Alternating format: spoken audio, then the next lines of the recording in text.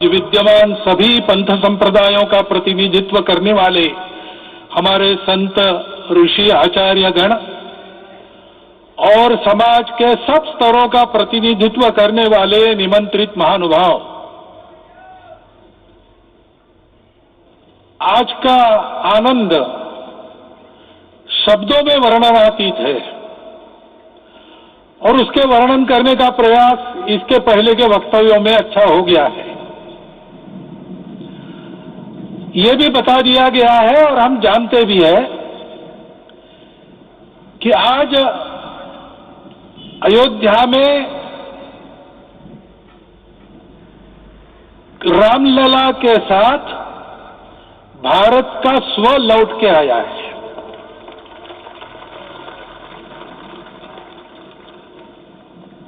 और संपूर्ण विश्व को त्रासदी से राहत देने वाला एक नया भारत खड़ा होकर रहेगा, इसका प्रतीक आज का कार्यक्रम बन गया है। ऐसे समय में आपके उत्साह का, आपके आनंद का वर्णन कोई नहीं कर सकता। हम यहां पर अनुभव कर रहे, पूर्ण देश में यही वातावरण है। छोटे छोटे मंदिर के सामने दूरदर्शन पर इस कार्यक्रम को सुनने वाले हमारे समाज के करोड़ों बंधु वहां पहुंच न पाए, ऐसे घर घर के हमारे नागरिक सज्जन, माता भगिनी सब भाव विभोर है, सब में आनंद है, सब में उत्साह है। और ऐसे समय में जोश की बातों में थोड़ी सी होश की बात करने का काम मुझे ही दिया जाता है। आज हमने सुना कि इस प्राण प्रतिष्ठा महोत्सव में पधारने के पूर्व प्रधानमंत्री जी ने कठोर व्रत रखा। जितना कठोर व्रत रखने को कहा था, उससे कई गुना अधिक कठोर व्रताचरण उन्होंने किया।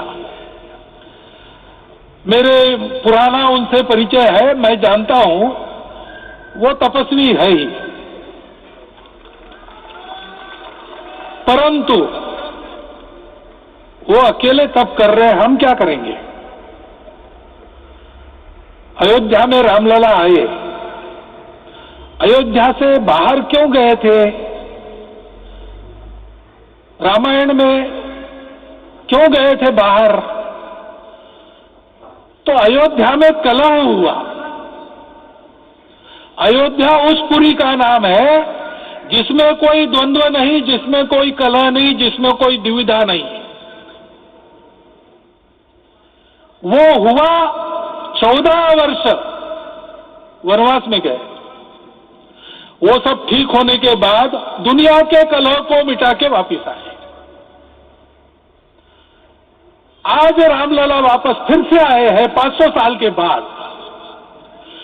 जिनके त्याग, तपस्या, प्रयासों से ये सोने का दिन आज हम देख रहे, सुवर्ण दिवस देख रहे, उनका स्मरण प्राण प्रतिष्ठा के संकल्प में हम लोगों ने कहा, आपने सुना होगा, स्मरण किया। उनकी तपस्या को, उनके त्याग को, उनके परिश्रम को शत बार, सहस्त्र बार, कोटि बार नमन है। रामलला के यहां इस युग में आज के दिन फिर वापस आने का इतिहास जो जो श्रवण करेगा वो राष्ट्र के लिए कर्मप्रवण होगा और उसके राष्ट्र का सब दुख दैन्य हरण होगा। ऐसे इस इतिहास का सामर्थ्य है। परंतु उसमें हमारे लिए कर्तव्य का आदेश भी है। प्रधानमंत्री जी ने तप किया, अब हमको भी तप करना है। राम राज्य आने वाला है, वो कैसा था, दैहिक दैविक भौतिक तापा, राम राज नहीं कहूँ व्यापा, सब नर करहि परस्पर प्रीति, चलहि स्वधर्म निरत श्रुति नीति, सब निर्दंभ धर्म रत पुनि, नर अरु नारी चतुर सब गुनी, सब गुणज्ञ पंडित सब ज्ञानी, सब कृतज्ञ नहीं कपट सयानी। राम राज्य के सामान्य नागरिकों का जो वर्णन है, हम भी इस गौरवमय भारतवर्ष की संतानें हैं। कोटि कोटि कंठ उसका जयगान करने वाले हमारे हैं। हमको इस प्रकार के व्यवहार को रखने का तप आचरण करना पड़ेगा। हमको भी सारे कलह को विदाई देनी पड़ेगी। छोटे छोटे परस्पर मत रहते हैं, छोटे छोटे विवाद रहते हैं, उसको लेकर लड़ाई करने की आदत छोड़ देनी पड़ेगी। आखिर है क्या? ये बात बताइए, वो सामान्य नागरिक कैसे थे? निर्दंभ,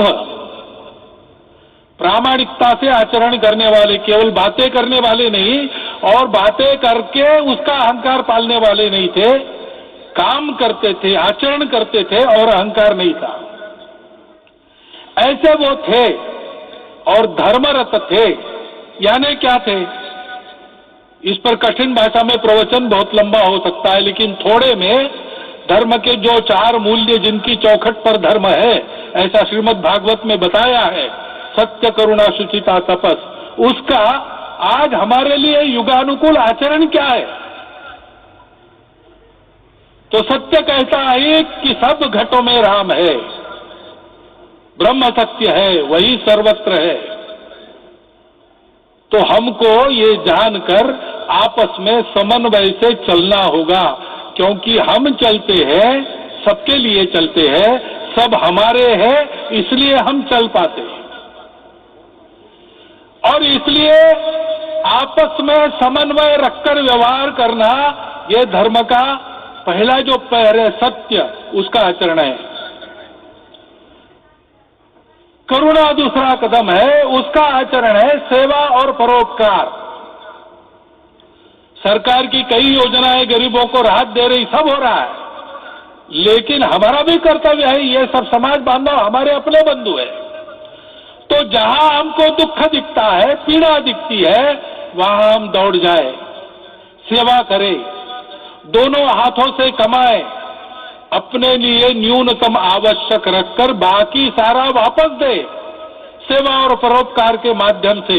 ये करुणा का अर्थ आज है। शुचिता पर चलना है, यानी पवित्रता होनी चाहिए। पवित्रता के लिए संयम चाहिए, अपने को रोकना है। सब अपनी इच्छाएं, सब अपने मत, सब अपनी बातें ठीक होंगी ही ऐसा नहीं, और होगी तो भी अन्यों के भी मत है, अन्यों की भी इच्छाएं हैं। और इसलिए अपने आप को संयम में रखते हैं तो सारी पृथ्वी सब मानवों को जीवित रखेगी। गांधी जी कहते थे, earth has enough for everyone's need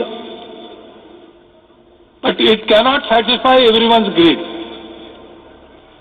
तो लोभ नहीं करना, संयम में रहना और अनुशासन का पालन करना, अपने जीवन में अनुशासित रहना, अपने कुटुंब में अनुशासन रहना, अपने समाज में अनुशासन रहना। सामाजिक जीवन में नागरिक अनुशासन का पालन करना। भगिनी निवेदिता कहती थी कि स्वतंत्र देश में नागरिक संवेदना रखना और नागरिक अनुशासन का पालन करना, यही देशभक्ति का रूप है। इससे जीवन में पवित्रता आती है। और तपस का तो मूर्तिमान उदाहरण आपके सामने आज दिया गया। व्यक्तिगत तपस तो हम करेंगे, सामूहिक तपस क्या है? संगच्छध्वम संवदध्वम संवो मनांसी जानता।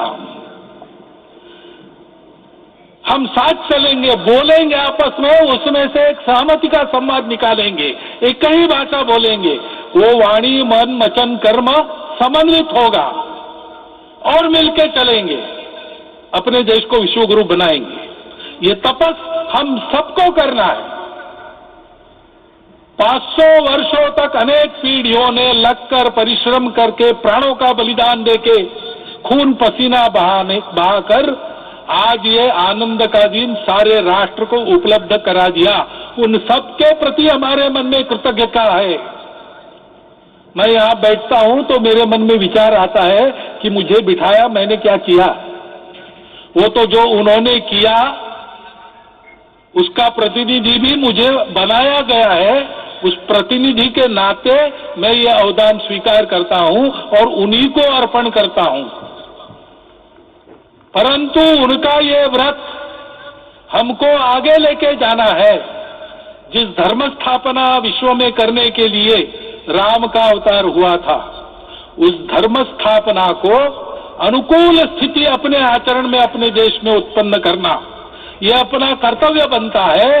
रामलला आए हैं हमारे मन को आह्लादित करने के लिए, उत्साही करने के लिए, प्रेरणा देने के लिए, साथ साथ इस कर्तव्य की याद दिलाकर उसमें कृति प्रवण करने के लिए आए हैं। उनका आदेश सर पे लेके हम यहाँ से जाए।